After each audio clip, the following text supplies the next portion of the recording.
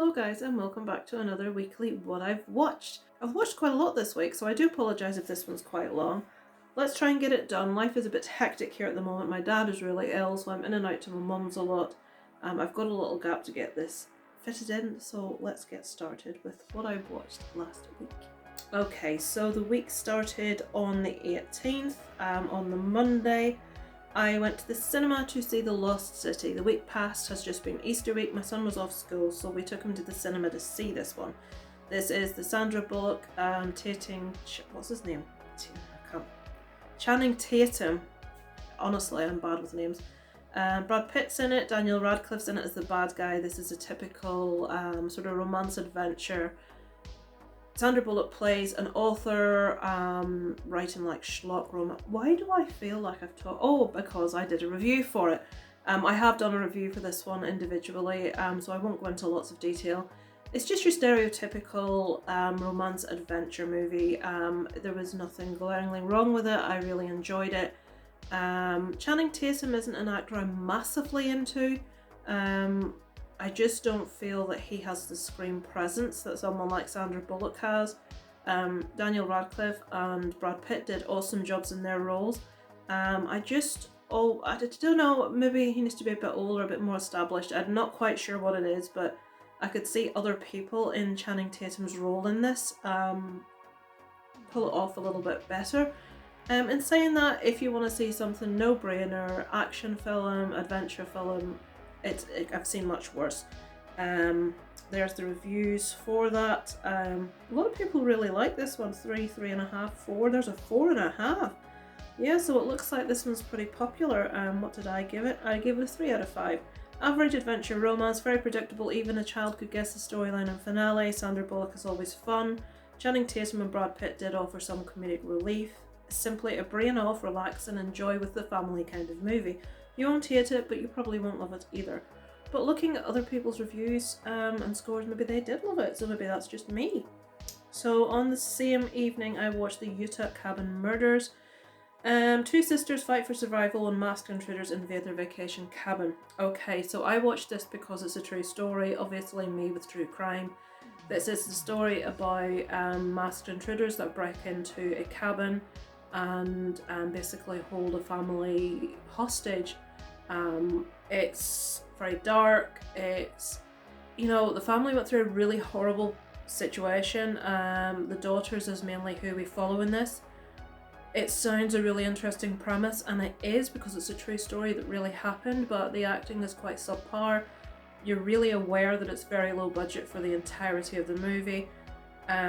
A movie that should have been able to be really, you should have held your attention, should have really, made your toes curl, didn't. Now, there is a movie called Sequestrados. It's a Spanish movie, it's a home invasion movie, and it is chilling. It is done 100% properly, correctly, the way these kind of movies need to be done to get across the complete horror and intensity of the situation. And although this was a horrible, intense situation about everything that happened, it should have come across much stronger than it did. You can see the one person there that's watched it on my list has given it a 1 out of 5. I gave it a 1.5. All the budget must have gone on Lee McQueen, who was the only redeeming feature of the movie. I persevered as it's a true crime story, but it was pretty abysmal. So Lee McQueen was actually really good. Is that the name of the actor? Yeah, I think Lee McQueen's the actor's name. Let's hope it's not the character's name, but he was good. The rest of the cast could have been replaced by anyone, and it probably would have improved the situation. So this is gonna go down like a lead balloon. The Raid. Okay, let's scroll down to other people's scores to see why my viewpoint will go down like a lead balloon. I'm sure if you're watching this you have seen The Raid, and you've probably seen The Raid too. This is a movie that I bought. Someone on one of the YouTube movie sites said, oh, it's a really good price for these movies, and it was The Raid and The Raid 2 on Blu-ray for $4.99, I believe, and I thought, right, well, people have been telling me forever that I need to watch these movies. I'll buy it because so many people just talk so highly about this movie. It's going to be awesome, so I bought them. I haven't watched The Raid 2 yet. That may tell you what I thought of The Raid 1. So, The raid is, I'll read what it says here. Deep in the heart of Jakarta's slum lies an impenetrable safe house for the world's most dangerous killers and gangsters. Until now, the rundown apartment block has been considered untouchable to even the bravest of police. Cloaked under the cover of pre-dawn darkness and silence, an elite SWAT team is tasked with raiding the safe house. We don't need to read any more of that, that's what it's about. So this team go in to raid this house, and it's basically the baddies versus the goodies, if you want to look at it as straightforward as that, which it isn't quite. The only way I can put this to you is, I felt like I was watching the corridor scene from Old Boy for 2.5 hours. Was this movie 2.5? I think it was 2 hours 20, 101 minutes. Oh no, it wasn't that long, so it was 1 hour and 41 minutes. It fucking felt like 2.5 hours. So, I've written, if you want to watch an extended version of the corridor scene from Old Boy, here it is. Very impressive fight choreography, but it became very predictable after the umpteenth overhead right-hand attack. CGI, blood, muzzle flashes and expelled shells aplenty on show here. If you just want to watch well choreographed fight scenes over and over again and don't care much about character development or strong storylines, this one's for you. Just not my cup of tea. So as I said, and I will put them up again for you because there will be people within this list that you know. Let me scroll up so you can see some more. This is a very popular movie. I am not averse to action movies. There are a lot of action movies that I really enjoy. This to me was just one fight after another fight after another fight, and I noticed after a while that every time the bad guys approached, they attacked in exactly, it was always a right hand overhead attack every time. The fight moves were the same. There were some quite impressive scenes in it, but not enough for me to think this movie was amazing. I know I'm on my own in that. Well, there's someone there's given it, a couple of people have given it 2.5s there. So, but you've got 4.5s and 5s all the way down that. So it's obviously a very, very popular movie. It just wasn't my cup of tea. I wanted more in the way of character development. It's an action movie. I suppose you're not going to get that. But it was just so samey from start to finish. And I hate CGI. If it's done really well and used sparingly, I don't mind it, but CGI blood everywhere just is one of my pet peeves. I don't like it. Even the muzzle flashes and the expelled shells, I googled that afterwards. I looked up the facts and they used, all of the guns were like toy guns, or airsoft I think, which kudos, good. No real guns on set, that's fantastic. But certain things were really clearly CGI and I just didn't like how it looked. I didn't like how manufactured everything came across. It didn't appear like it was a real fight scene. Everything looked like it was set up, and I know it was, but that shouldn't show, and it did for me. So I didn't really enjoy it, I have to admit. I think I gave it a 2.5. Okay, I apologise, I know that's going to be unpopular, but that's how I felt about it. The following evening I watched, I don't know how this is pronounced, Marabito? Not sure. A fear-obsessed freelance cameraman investigates an urban legend involving mysterious spirits that haunt the subways of Tokyo. There you've got 3 people's scores, 2 3s and a 4. What were they watching? This movie started off with, it was really chilling. It was filmed how I love. I loved the premise. I loved where it looked like it was going. This sort of like, we see the cameraman has filmed something that happened in the subway and it's really quite creepy, and I'm thinking, oh, I love this. And then the movie just became a completely different movie and it went off on a completely different tangent. What happened is nothing to do with what it's saying here, mysterious spirits that haunt the subways. No, it goes down a completely different path, and it just wasn't what I signed up to watch. And what did I say? WT actual F. This movie is totally not about what was described in the premise. It had some interesting imagery here and there, but was just batshit crazy. Clearly someone has a bit of a kink about blood to sexualize it as much as they did here. Not for me. What I mean by that is I can't say anything to spoil it for you, but there is something to do with blood as a central premise in this. And everything that was done in it was very clearly to appear like something else was happening that wasn't happening. It was to look like a sexual act, and it was just like, eye rolling. It was so predictable, and it was just so thinly disguised. It just felt a bit cheap to me what they were doing. One for me at all, and I think a 1 out of 5. Would not recommend. No, we don't want to stop screen recording. So on the same day I watched The Cellar. This is one a lot of people have been talking about. Most people have been quite scathing about it. I heard maybe one good review, so I watched it. I'm obviously very aware of, I've forgotten her name, Alicia Cuthbert from 24. She played Jack Bauer's daughter. Really liked her in it. I think she's a really good actress. I still feel she's a really good actress. She was the only good thing about this movie. When Kira Wood's daughter mysteriously vanishes in the cellar of their new house in the country, she soon discovers there's an ancient and powerful entity controlling their home, and she will have to face it or risk losing her family's souls forever. Really interesting premise. Really liked Alicia Cuthbert in this. The acting was spot on in this. There was nothing wrong with it. The setting was really good. I loved the house. I loved the concept of how she disappeared, about the stairs, about the background. I was really getting into it, and it went nowhere.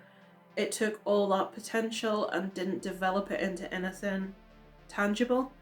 What it actually did with it was funny. And I went from feeling quite, oh, this is a nice creepy little movie, to just doing something really stupid with it. What did I give it? I gave it a 2. I haven't actually written a review for that, but my problem was where it went with the premise and what happened near in the end, and some of the imagery we saw on screen was just, you know when people say too much, you don't need to show that much, you're showing too much, you're spoiling it. That's exactly what this movie did. So I would say at best it's an average little horror movie, which is pretty much what most people said that watched it. On the same evening, now, this was interesting. Bloodthirsty. Now, the reason I said this is interesting, you can see people's scores aren't very high for this, and I understand that. This will not be for everyone. It won't be something that appeals to everyone. A lot of people will watch this and think it's terrible. I enjoyed the premise, I enjoyed the approach, I enjoyed the difference about it. So let me see what it says about the storyline. When indie singer Gray struggles to write her sophomore album, she teams up with a mysterious producer at his secluded cabin. Though their bond strengthens her music, it also starts to irreparably alter Gray's body and mind.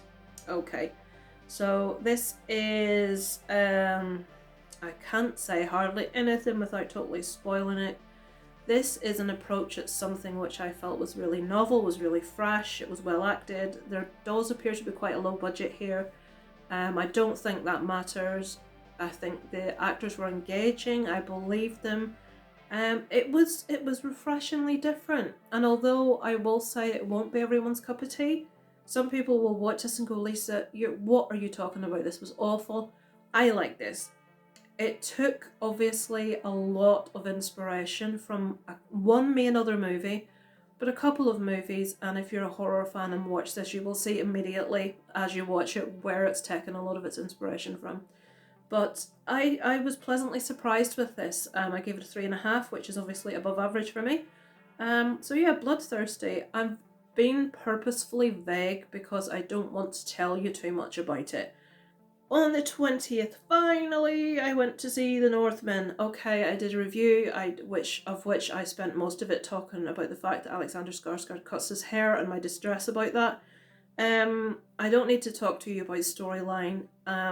Watch my review for my full thoughts. I loved it. I was blown away by where the story went, how completely it sneaked up and surprised me. I was a bit at the beginning, I thought I wasn't going to like it as much as everyone else. There was a bits and pieces that were very overacted, I felt. As I got more into the movie, I understood them more. It was about custom and tradition and men being very like, oh man, and they're like howling like wolves and all sorts of things, and I'm sitting thinking, really? But as I got more into the actual mood of the movie and the mood of the people, I realised, about tradition and ceremony and all these kind of things, and it was more comfortable with me. So yeah, I can't recommend this enough. It is very strange in places, but wonderfully so. I don't like really far out weird surreal stuff that confuses me. I want to watch a thing. I don't mind if it's hinting at stuff and everything's not spelled out for me. I don't need that. but I don't like it when things are so confusing that I'm watching it and I'm meant to have picked something up. Like, example, a Serbian film is a about a political allegory piece about the situation in Serbia. Bollocks, is it? This has strangeness, but in its strangeness, it's novel, it's sweet, it's brutal, it's magical. The surreal pieces are used very much when we're talking about Norse mythology and about what they believe and about Valhalla and things like this. And it's beautifully done. It's interwoven with the story wonderfully. I was so impressed by the score, by the ominous nature of the score of this movie. Fantastic performances. I will say, I did say in my normal review, I wasn't as impressed with Nicole Kidman. There were little sections where she really shone, and I thought, yeah, you know, nearing the end of the movie, I was really impressed by her. Until we got to the nearing the end, I felt she was very, you know, like neither here nor there. She didn't stand out at all. Her accent was noticeably bad. That doesn't completely put me off because I'm one of these people. Now, in this movie, you have to have an accent, I agree. But in normal movies, I don't understand why they make people speak, like if you're English, why make you speak with an American accent? Why make an American speak with an English accent or an Irish accent? We can travel. Allow us to speak with our normal accents and we'll get a better acting performances because you're not concentrating on dialogue and sounding right, you're concentrating on the acting performance. That's nothing to do with this because in this I understand you need to, you know, the way they spoke then is very different to how we speak now, and the even how the words are put together is completely different. But I feel that the other actors did a much better job of that than Nicole Kidman did. One of my friends is actually from Nordic background and she was just disgusted with Nicole Kidman's accent, just quite cross about it actually. Seriously impressed by Ethan Hawke's accent in this and his performance overall. Even though it's not a main central performance, I loved Ethan Hawke in this. So yeah, 4.5 out of 5. Thoroughly recommend it. The hype is real, it's honest guys, it's well worth watching. And on the complete flip side of this, on the 20th I watched Blood Vessel. Now, full disclosure, I didn't finish this, I fell asleep halfway into it. It was so bad. Near the end of World War II, the survivors of a torpedoed hospital ship cling to life aboard a crowded lifeboat. With no food, water or shelter, all seems lost. Until an eerily silent German minesweeper drifts ominously toward them, giving them one last chance at survival. As our motley crew explore the ship, it becomes all too clear that some diabolical fate has befallen its German crew. The mystery only deepens when they encounter a young Romanian girl, apparently the sole survivor, who leads them to a locked room in the bowels of the vessel. Now, there's the reviews, about average. This was laughably bad to me. The effects of what we're talking about that's happened is just terrible.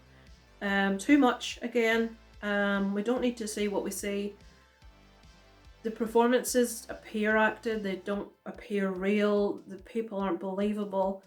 There's just like bickering between different characters that just doesn't appear to be real fighting. It just, you're really aware as you're watching it that people are acting, very aware of it. I just didn't care, really did not care.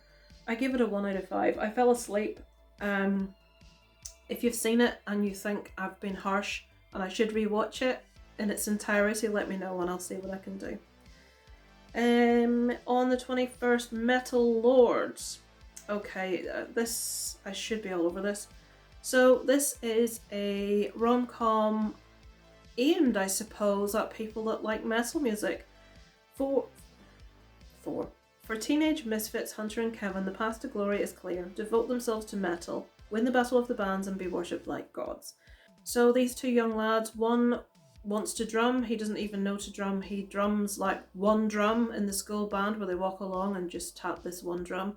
The other lad is a good guitarist, he's very much into the metal lifestyle, long hair, clothes, bands. It very much helps when you watch this movie to know a bit about rock and metal because they refer constantly to the bands. to what's, you know, these are a list of bands and tracks you must be aware of to like follow metal. Give you an example, we talk about Iron Maiden, Metallica, Megadeth, Pantera, AC/DC, Judas Priest, very much old school metal. We hear quite a lot of that in the soundtrack, which was delightful. And we follow these two young lads' story, and invariably this young lady, you can see in the photograph, becomes emboweled in the whole thing. She is a celloist, and one of the young lads wants to invite her into the band because they don't have a bassist, it's just them, and they refer to themselves as like, well, kind of like the White Stripes. No, they're not. So one wants her in, one doesn't want her in. There's a lot more happen in the process of this, a lot to do with relationships with maybe parents, with other peers behind the scenes. It's interesting enough. It's a typical rom-com. Everyone knows rom-coms aren't my cup of tea anyway. I watched it because it had something to do with metal. There are some cameos from 4 individual people from the metal world that were really surprising. I think I gave it a 2.5 out of 5. Fun teen comedy for metal lovers. Not the worst I've ever seen, but way too many stereotypes to be anything more than average. I can't see anyone who doesn't know the bands and the music getting much out of this one. And I stand by that. I think you have to really be a fan of the lifestyle, the music, the bands, to really relate to this. If they had have taken a little bit more of a Spinal Tap feel to it, a bit silly, it would have worked better. It was okay. It wasn't bad. It was just average. 2.5 out of 5. We're getting there, folks. The Black String. This was really interesting. This is another one that I feel... I am sorry, folks. This has gone on too long. This is another one that I feel some people will watch and hate. It's going to be one of those Marmite movies, love or hate it. So, when nightmare becomes reality. When a suburban slacker has a reckless encounter with a mysterious woman, his life begins to unravel in horrific fashion. His friends and family believe he's losing his mind, but he's convinced something far more sinister is taking place. Okay, this is the guy that stars in this, Frankie Muniz. I can't pronounce his name, I do apologise, from Malcolm in the Middle. Gives a really good performance in this. What I enjoyed about this is that throughout the whole film, you very much need to make your own mind up. Is the stuff that's happening for real, or is this guy losing his mind? Is he going through a mental breakdown? And I even still feel when you've watched this whole movie, some people will be convinced of one, other people convinced of the other. So I believe it's very much a personal journey through the movie. I enjoyed it. It was just different, and I liked that, and I liked having the conversation with myself. Did that happen? Is it in his mind? Yeah, I would recommend it. I gave that a 3 out of 5. Ambulance. I wanted to like this so much more than I did. Right, moral of the story, I'm not a Michael Bay fan. I've discovered that I like the Transformer movies for the visuality of it. Is that a word? But you know, the visuals of the actual transformations, I love that.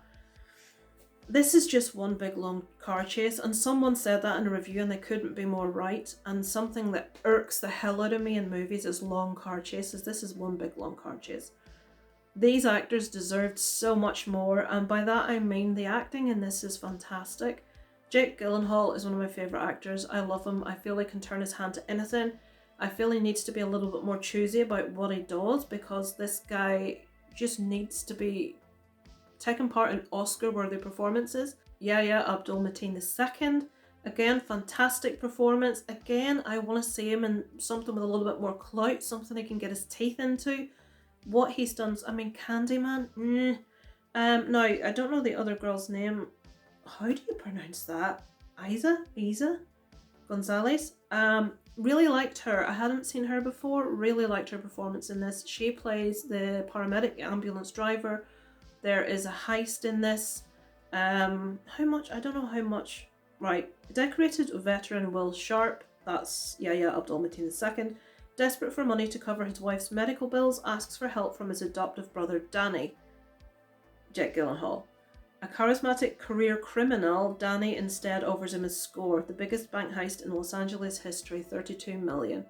So this movie sets us up, telling us about his wife, what's wrong. We get to see that he's a good guy, a decent guy. His brother's obviously a criminal. He gets embroiled in this. He really doesn't want to, but his wife's going to die if he doesn't get this surgery that she needs.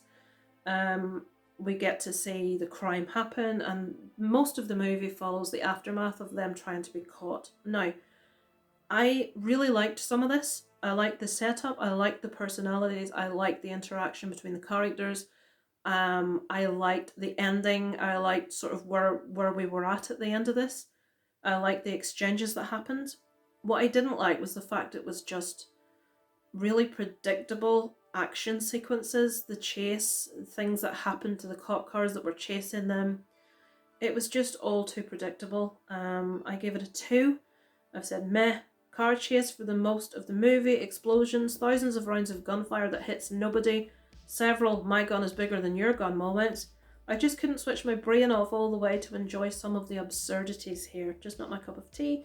Jake Gyllenhaal deserves better parts than he's had of late. I can't fault the acting performances, guys. I'm not a fan of this kind of movie.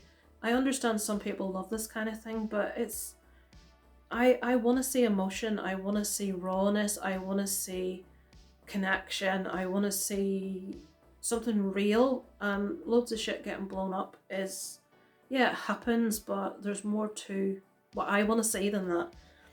As I say, personal preference. Cleveland Abduction. Okay. This is one that on my friends list, Jools Downing, who has a YouTube channel. I will try to remember to link at the bottom. I'm terrible at remembering these things. What I do at the end of every week's What I Watched, I will put a link to another channel at the end. What I'll do is I will put a link to Jools' channel at the end of this one. Jools is a lovely lady. She does so many reviews of so many movies. Very short, which for a lot of people that's very, very good. I talk too much, I'm aware of this. My views are really low for that reason. People just say half an hour, F that, I'm not watching that. But she gives you really quick, this is what I watched, this is what I thought. And she had put up a post on Facebook about this movie, Cleveland Abduction. I hadn't actually heard of it. The actress's name, Taryn Manning from Orange is the New Black. I really like her. I thought, oh, haven't heard about this true crime story, an actress I really like. I must watch this. So I did. So thank you, Jools. I really enjoyed this. This was harrowing. It was difficult to watch. It got across that what I want, that emotion, that feeling, that put me in that position. A single mother, that she plays a single mother, becomes Ariel Castro's first kidnapping victim and finds herself trapped in his home with 2 other women for 11 years. This is a true story. This really happened, and this is heartbreaking. It's told from her perspective. It's based on her memoirs. Everything you see is real, is true. It's heartbreaking, and what this woman went through, well, I don't even want to go into detail as to her family situation and everything, but it's heartbreaking, and you just wanted to reach through that screen and you wanted to give her a hug. And what this woman, and to know when you're watching this that you can't switch off and think, it's only a film. It's not. This all happened, and it's just heartbreaking. So it's been watched by 2 people. There are 3 and a 2.5. I really emotionally, connected with this. So I don't like the word enjoyed. I was impressed by this. So I would definitely really recommend it. I said true story based on survivor's memoir. Amazing performance from Taryn Manning, disturbing, upsetting, and realistic look at the absolute hell 3 girls went through when they were abducted and kept in a house with their captor for many years. Some of the scenes in this are just harrowing stuff. And finally, there's 3 more. Poltergeist Activity. This has popped up on Netflix. I love anything about ghosts. Father and daughter encounter unexplainable occurrences and frightening visions in their new home. The rating on IMDb for this, I believe, is 2.7. Every review says, Jesus, this is awful, don't watch it. I ignored it, shouldn't have ignored it, it is awful, don't watch it. The director has directed a couple more that have popped up on Netflix, and I can't remember the name. Is it Robert? It's about a doll, a male doll, like the male Annabelle, and there's maybe 2. Don't watch those either, guys. It's so bad. It's so low budget. It's terrible, awful, and every half a point. Not going to waste any time talking about it. 23rd, and I remember, let me go back. Look at that score for Petite Maman. You're going, Lisa, you don't know what you're talking about. I remember Leo from Geek Legion of Doom always said to me, try not to say that's crap, give reasons, and I've just said that's crap and I've given no reasons, and he's right. This is very low budget, but to me that doesn't matter. The performances, the acting performances are bad. The cinematography is poor. The audio is terrible. It's not frightening in any sense. The sound effects that you get when you're supposed to be scared by something are just laughable. It's like, stop, don't play that noise. I know if I'm meant to be scared by this, I don't need that. It's like it's a 4-year-old watching, right, be scared now, here's this noise. It's just terrible. That's why it's terrible. 23rd. Can I please just clarify the reason I said about Leo from Geek Legion of Doom? It's not him being an arse or anything and saying, you should do this. It's because I sometimes do reviews for Leo from Geek Legion of Doom, and when I first started to do them, he would tell people that review for his channel that what he looks for in a review is this, you know, say what you think by all means, but please try and be constructive and say why you felt how you felt. So just let me explain that. It's not Leo saying, why don't you, you know, Leo's lovely. So, Petite Mama. Oh God, Lisa, this is going to go down like a sack of proverbial. Right, now my phone's stopped working. There we go, finally. So, I will let you see other people's scores. I've been reading about this, people saying this is amazing for ages, and I finally got my hands on it to watch it. So 8-year-old Nellie has just lost her beloved grandmother and is helping her parents clean out her mother's childhood home. She explores the house in the surrounding woods where her mother used to play and where she built the tree house Nellie has heard so much about. One day her mother suddenly leaves. That is when Nellie meets a girl of her own age in the woods building a tree house. So, this is French. It's very short. It's just over an hour long. The performance, there are twins in this movie that play parts. They are fantastic. The acting is brilliant from these children. It's very sweet. It's very lovely. It's very nice. It's got kind of like a surreal's the wrong word. It's kind of got a supernatural kind of element about it. But that doesn't really show as such as being weird. It's just something weird's happening, but we just accept that weird thing's happening as we watch the movie. It's just very nice. It's very sweet. The acting performances are on point. I just personally, from a personal level, find myself getting a bit bored by it. Like I say, it's one of those things some people are going to really enjoy and be really touched by. I was a bit bored by. Now, can I also say the movie A Portrait of a Lady on Fire, by the same director, is one that gets critical acclaim, is one that most people absolutely adore, is one that I got a little bit bored by. So this director's style is just not in fitting with my kind of thing. So just let me say that. This is probably not a 2.5 out of 5 movie. That's just how I personally felt about it. So, Petite Mama. And finally, Uma. I paid to watch this and I'm so annoyed that I paid to watch this. I loved Sandra Oh. I've loved her since I saw her in Grey's Anatomy. I'm a massive fan of Grey's Anatomy. So, A Mother's Love Never Dies. Amanda and her daughter live a quiet life on an American farm, but when the remains of her estranged mother remains meaning the mother's died, arrive from Korea, Amanda becomes haunted by the fear of turning into her own mother. Okay. Is there any other scores? Yeah, there's a couple. So, Sandra has left. So I shouldn't call her Sandra, that's not the character's name. The character's name's Amanda. She has left her family home. Her family moved from Korea to America for a new life. Her mother was never really happy. Her mother became very evil and she mistreated her daughter. She was a horrible mother. And eventually one day Amanda was old enough to go and leave, and she did.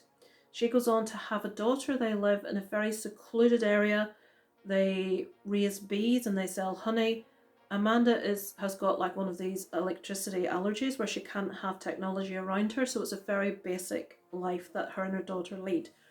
And her mother dies, and this isn't spoilers, this all happens at the start of the movie, and her uncle comes to her with her mother's ashes and a box of her belongings, and she has to give her mother a burial, a send-off, in order to enable her spirit to travel to where it needs to travel. It's all about like ceremony and stuff.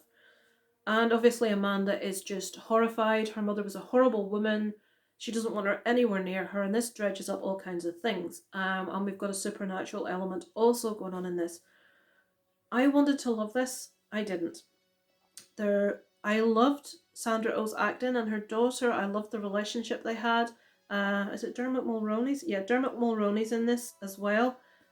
He's got not a massive part, but he's a nice character. It's okay. It's average. The supernatural element makes no sense. It's not frightening. It's a bit silly. It all ends with a little bow tied on top. It's all very sweet. It just didn't frighten me. It was too stereotypical, and it made me go, oh, FFS at the end of it.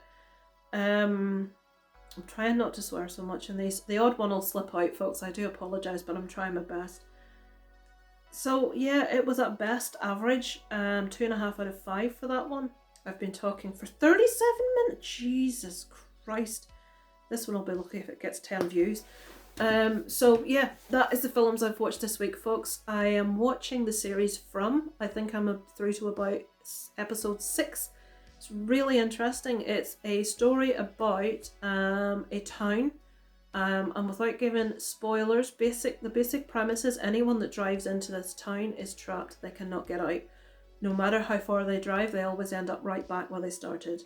And all the inhabitants of this town are people that did exactly the same thing. They drove in and they couldn't get out. And there is something weird going on in this town.